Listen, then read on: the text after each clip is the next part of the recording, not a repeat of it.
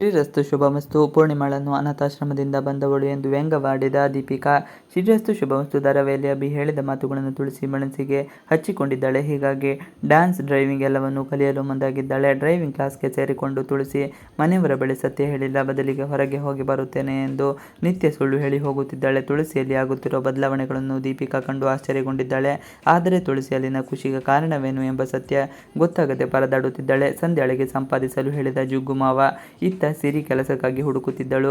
ಈಗ ಶಾಲೆಯಲ್ಲಿ ಕೆಲಸ ಸಿಕ್ಕಿದ ಈ ವಿಚಾರವನ್ನು ಮನೆಯಲ್ಲಿ ಹೇಳಿಕೊಂಡು ಸಂತಸವನ್ನು ಹಂಚಿಕೊಂಡಿದ್ದಾಳೆ. ಸಿರಿಗೆ ಕೆಲಸ ಸಿಕ್ಕಿದೆ, ಖುಷಿಯಿದ್ದು ಜಗ್ಗು ಮಾವನಿಗೆ ಹಣದ ಯೋಚನೆಯಾಗಿದೆ. ಹೀಗಾಗಿ ಸಂಧ್ಯಾಳಿಗೂ ಕೆಲಸಕ್ಕೆ ಹೋಗಿ 10,000 ಸಂಬಳ ಕೊಡಬೇಕು ಎಂದು ಕೇಳುತ್ತಾನೆ.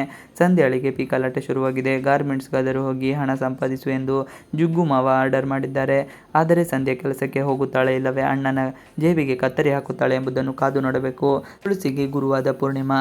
ತುಳಸಿಗೆ ಕಾರು ಕಲಿಯುತ್ತಿದ್ದು ಮನೆಗೆ ಬಂದು ಅದನ್ನೇ ಪ್ರಾಕ್ಟೀಸ್ ಮಾಡುತ್ತಿದ್ದಾಳೆ. ಇದನ್ನು ತಿಳಿಯದ ಪೂರ್ಣಿಗೆ ಏನು ಹೇಳದೆ ಸುಮ್ಮನಾಗಿದ್ದಾಳೆ. ಇನ್ನು ರೂಮ್ನಲ್ಲಿ ತುಳಸಿ ಭರತನಾಟ್ಯವನ್ನು ಕಲಿಯುತ್ತಿರುವುದನ್ನು ಕಂಡು ಆಶ್ಚರ್ಯಪಟ್ಟಿದ್ದಾಳೆ. ಪೂರ್ಣಿಮಾ ಏನು ಮಾಡುತ್ತಿದ್ದೀರಾ ಎಂದು ವಿಚಾರಿಸಿದ್ದಕ್ಕೆ ಸತ್ಯ ಹೇಳುತ್ತಾಳೆ. ಅಭಿ ಹೇಳಿದಾಗನಿಂದ ನನಗೂ ಇದನ್ನೆಲ್ಲ ಕಲಿಯಬೇಕು ಎನಿಸುತ್ತಿದೆ, ಅದಕ್ಕೆ ಮೊಬೈಲ್ನಲ್ಲಿ ನೋಡಿಕೊಂಡು ಡ್ಯಾನ್ಸ್ ಕಲಿಯುತ್ತಿದ್ದೇನೆ ಎಂದು ಹೇಳುತ್ತಾಳೆ. ಬಳಿಕ ಪೂರ್ಣಿಮಾಳನ್ನು ಡ್ಯಾನ್ಸ್ ಹೇಳಿಕೊಡು ಎಂದು ಕೇಳುತ್ತಾಳೆ. ಪೂರ್ಣಿಮಾ ಅಮ್ಮನ ಖುಷಿಯನ್ನು ನೋಡಿ ಡ್ಯಾನ್ಸ್ ಹೇಳಿಕೊಳ್ಳಲು ಒಪ್ಪಿಕೊಳ್ಳುತ್ತಾಳೆ.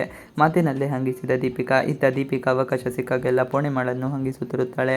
ನೀನು ಅನಾಥಾಶ್ರಮದಿಂದ ಬಂದವಳು, ನಿನ್ನ ಹೆತ್ತವರು ಯಾರು, ನಿನ್ನ ರಕ್ತ ಯಾರದು, ನಿನ್ನಿಂದ ನಿನ್ನ ತಂದೆ ತಾಯಿಗೆ ಎಷ್ಟು ಸಮಸ್ಯೆ ಆಯಿತು, ನಿನಗೋಸ್ಕರ ನಿಮ್ಮ ಮನೆಯಲ್ಲಿ ಎಷ್ಟು ಕಷ್ಟಪಟ್ಟರೋ, ನೀನು ಅನಾಥೆ, ನಿನ್ನಂತಹ ಅನಾಥೆಗೆ ಇಷ್ಟು ದೊಡ್ಡ ಮನೆಯಲ್ಲಿ ಸೊಸೆ ಸ್ಥಾನ ಸಿಗಬಾರದಿತ್ತು ಎಂದು ಹೀಯಾಳಿಸುತ್ತಾಳೆ. ಪದೇ ಪದೇ ಪೂರ್ಣಿಮಾಳಿಗೆ ಚುಚ್ಚಿ ಮಾತನಾಡಿಸುತ್ತಿರುತ್ತಾಳೆ.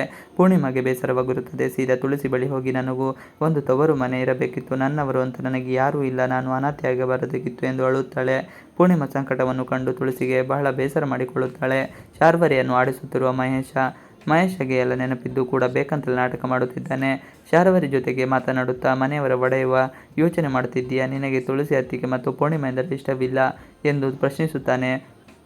ಶಾರ್ವರಿಗೆ ಮಹೇಶನ ಮಾತುಗಳನ್ನು ಕೇಳಿ ಶಾಕ್ ಆಗುತ್ತದೆ. ಮಹೇಶ ಶಾರ್ವರಿಯನ್ನು ಸೂಕ್ಷ್ಮವಾಗಿ ಗಮನಿಸುತ್ತಿದ್ದಾನೆ. ಆದರೆ ತನಗೆ ಎಲ್ಲ ಸತ್ಯ ಗೊತ್ತಿದೆ ಎಂಬ ಸತ್ಯವನ್ನು ಮಾತ್ರ ಹೇಳಿಲ್ಲ. ಮಹೇಶ ಎಲ್ಲ ನೆನಪಿರುವುದು ಗೊತ್ತಾಗದಿದ್ದರೂ ಮುಂದೆ ಶಾರ್ವರಿ ಮಾಡಿದ ತಪ್ಪುಗಳು ಮಹೇಶನೇ ಬದಿಗಿಳುವುದು ಪಕ್ಕ ಎಂದು ಅನಿಸುತ್ತದೆ.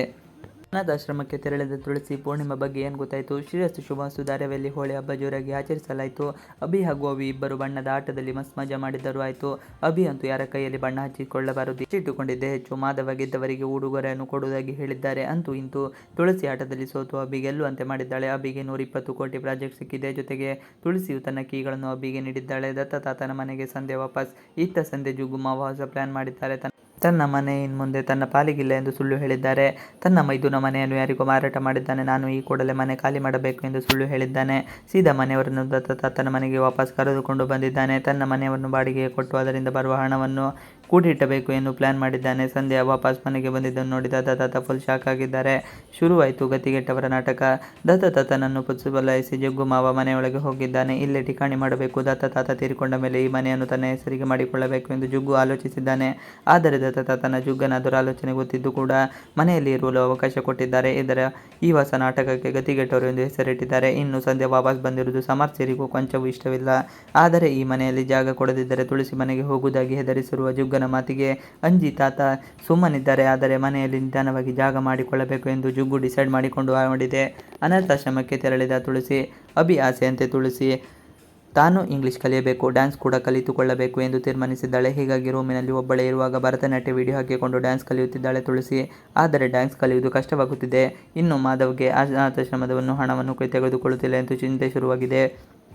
ಮಾಧವನ ಚಿಂತೆಯನ್ನು ಕಂಡು ತುಳಸಿ ಬೇಸರ ಮಾಡಿಕೊಂಡಿದ್ದು ಹೇಗಾದರೂ ಮಾಡಿ ಅನಾಥಾಶ್ರಮಕ್ಕೆ ಚೆಕ್ ಕೊಡಲೇಬೇಕು ಎಂದು ತುಳಸಿ ತೀರ್ಮಾನಿಸಿದ್ದಾಳೆ. ಹಾಗಾಗಿ ಮನೆಯಲ್ಲಿ ಯಾರಿಗೂ ಹೇಳದೆ ತುಳಸಿ ಅನಾಥಾಶ್ರಮಕ್ಕೆ ಹೋಗಿದ್ದಾಳೆ. ಪೂರ್ವಿ ಫೋಟೋಗಳನ್ನು ನೋಡಿ ಶಾಕ್. ಅನಾಥಾಶ್ರಮಕ್ಕೆ ತೆರಳಿದ ತುಳಸಿ ಚೆಕ್ ಕೊಟ್ಟರೂ ಅನಾಥಾಶ್ರಮದವರು ತೆಗೆದುಕೊಳ್ಳುವುದಿಲ್ಲ. ಆಗ ತುಳಸಿ ತನ್ನ ತಪ್ಪಿನ ಬಗ್ಗೆ ಅರ್ಥ ಮಾಡಿಸುತ್ತಾಳೆ. ಚೆಕ್ ತೆಗೆದುಕೊಳ್ಳದೆ ಹೋದರೆ ಉಪವಾಸ ಕೂರುವುದಾಗಿ ಹಠ ಮಾಡುತ್ತಾಳೆ. ಆಗ ಆಶ್ರಮದವರು ಚೆಕ್ ತೆಗೆದುಕೊಳ್ಳುತ್ತಾರೆ. ತುಳಸಿಗೆ ಅಲ್ಲಿ ಪೂರ್ಣಿಮಾ ಇದ್ದ ಫೋಟೋಗಳನ್ನು ನೋಡುತ್ತಾರೆ.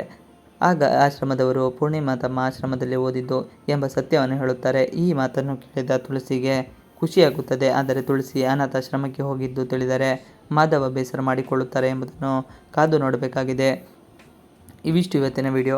ಈ ವಿಡಿಯೋ ನೀವು ಇಷ್ಟ ಆದರೆ please like, share and subscribe ಮಾಡಿ. ನೀವಿನ್ನು ನಮ್ಮ ಯೂಟ್ಯೂಬ್ ಚಾನಲ್ಗೆ ಸಬ್ಸ್ಕ್ರೈಬ್ ಆಗಿಲ್ಲ ಅಂದರೆ ಬೇಗ ಸಬ್ಸ್ಕ್ರೈಬ್ ಮಾಡಿಕೊಳ್ಳಿ. ನಾವು ಹಾಕುವಂಥ ಎಲ್ಲ ವೀಡಿಯೋಗಳು ನಿಮಗೆ ನೋಟಿಫಿಕೇಷನ್ ಮುಖಾಂತರ ದೊರೆಯುತ್ತದೆ.